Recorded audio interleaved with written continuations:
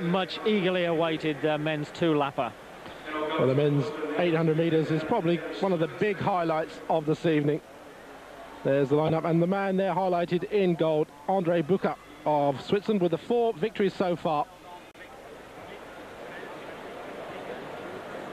So 12 men now go down to the line in the men's 800 metres. As usual, they run the first bend and then break over the back straight. Most of these athletes now will be quite tense as they try and make sure that they don't get boxed and pushed, as David Kiptoo of Kenya in the yellow vest comes from the far side of the track to lead them through the 200 metres. And you can just see there Bucher with the familiar glasses and the red vest, perfectly poised in second place and running well. Very fast first 200 metres, and he's pulling away, if anything, from the rest of the field already, and that's a shame. Just behind him, Yuriy of Kenya, maybe 2 or 3 metres down. And Neil Schumann, the Olympic champion, almost 20 metres down on the world champion already as they hit the bow in the men's 800 metres. It's fast, very fast. 49.06, just what Bucher ordered. Well, there's real intent there, isn't there, Steve? At the break from lanes, it looked briefly as if Bucher might just be shunted out of that second place, but he put on a bit of a spurt, and he's doing as he's done in every race this season. He's really taking the race to his rivals. Well, Bucher, as always, hits the 200-metre mark and goes past the pacemaker.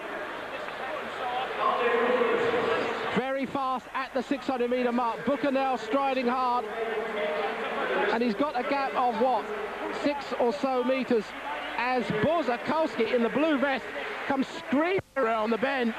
Is he going to catch him this time? Bucher is out in front, but Borzakovskiy, I think, is this time going to catch him.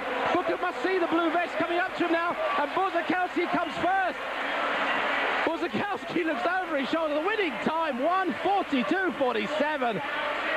And as I said before the race, this Russian is a real talent. Why, oh why he wasn't in the World Championships, we will never know. But he's caused a major upset here tonight, and Bucher, for the first time this year, has found out what it's like to be in second place. And it was second place, Steve, to the fastest time in the world this year, 1:42.47. That's to say it's just 0.08 of a second faster than André Bucher ran in Zurich last week. And in fact, what's happened, the Swiss has dragged Borzakovskiy to yet another Russian national record. We're going to have to wait and see. I don't think Bucher is going to be inside his 1:42.55 last week. In fact, far from it. But Borzakovskiy has really brought it home this year, or this time. But why, oh why didn't he run in Edmonton? Sensational run from Borzakovskiy. I mean, he wasn't even in the frame at the 200-metre mark. I never even saw him.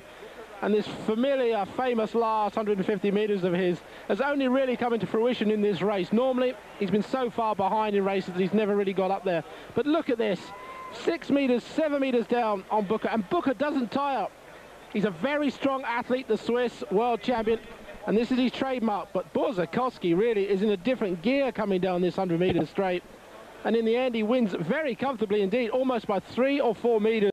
And the arms go aloft. There he is when he knows he's got it. And as Pat pointed out, the fastest time in the world in doing it.